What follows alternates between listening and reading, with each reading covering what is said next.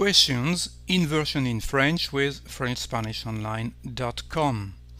What is an inversion? Actually the same thing in English and in French. With this short sentence, vous savez, you know. So to have the inversion, we have just to invert the place of the subject. We add an hyphen and the question mark, and we have our question.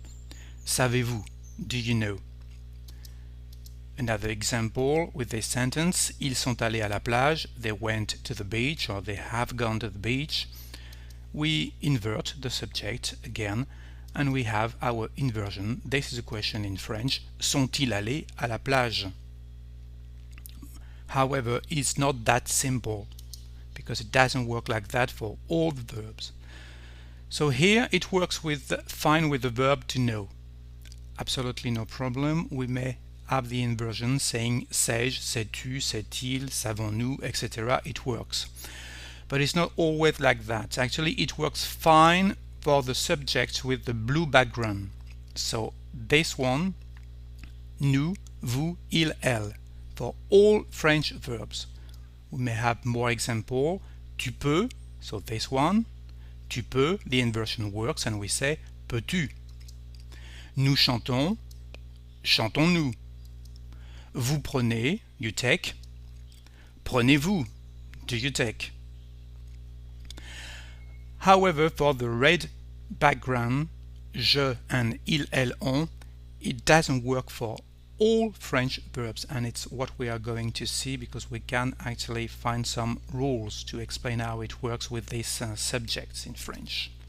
So first, we are going to see il, elle, on with a verb ending with a voil. So we are talking here about the third person singular, and if we take this example, il chante, he sings, for the inversion we should have something like that, but actually it doesn't work because we lack connections between words in French, and here because of the voil we can't have any connection. So for this reason we add a T with two hyphens and of course the question marks, and now we have the inversion question in French. Chante-t-il? Actually it's better that chante-il.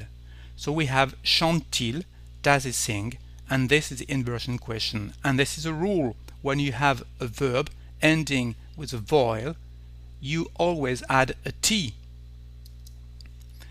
The same thing here. Elle va partir. She is going to leave. So here we have our verb ending with a voil, a. So we need a T.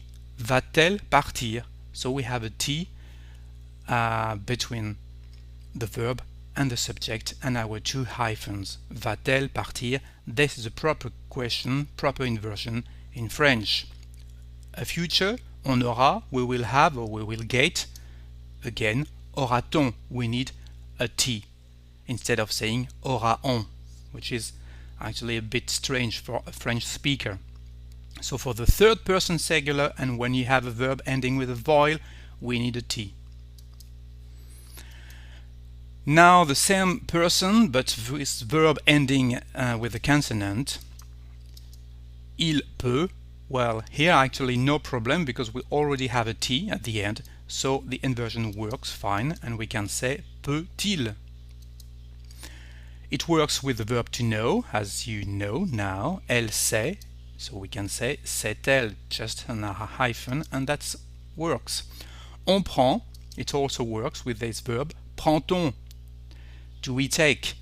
Actually, the D, when there is a connection with another word, the D becomes a T, and we say prend-on. We don't pronounce the letter D, but a T instead. And that's all actually with the consonant. Let's see now the inversion with the first subject, the subject je in French. For example, je suis, it works fine, I am. If you want to say am I, you are just going to add an hyphen and the question mark, and we have our question, suis-je? It also works with the verb to have or to get, ai-je? Que sais-je? Veux-je exist, but just in books, just in writings actually. When we speak, we rarely prefer to say est-ce que je veux, so the other question form with the est-ce que question, est-ce que je veux, because veux is a bit strange, a bit heavy when we speak. J'entends, well, j'entends, no problem.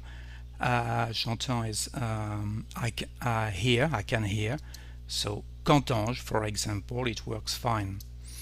And it works with all these verbs, dois-je, que dis-je, que fais-je, où vais-je, que vois-je, absolutely no problem. Je peux, well, it's irregular. The inversion exists, but we say puis-je. So puis-je is the inversion of je peux. I can or I may, can I, may I, puis-je. So this one, or if you don't want actually to use this one, you can say est-ce que je peux. Absolutely no problem, because the two forms are correct, but here we are talking about the inversion. So when we have a verb ending with a voil, we have a problem too. Je chante becomes chantais-je. So we had a cute accent or a grave accent actually, because you may find the two forms in books. So depending on your teacher, you may use one or both forms when you want to make an inversion question with verbs ending with a voil and the subject je in French. Another example, je mange, I eat. So here again we have a voil, so we will say mangez-je or mangez-je as you want. If you again don't want to use this form, you can say est-ce que je mange. Je grandis, well, this one is just to show you that it may be sometimes complicated in French.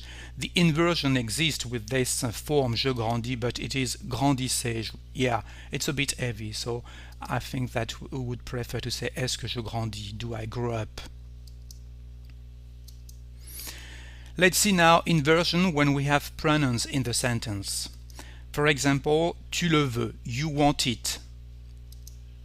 The question is, le veux-tu?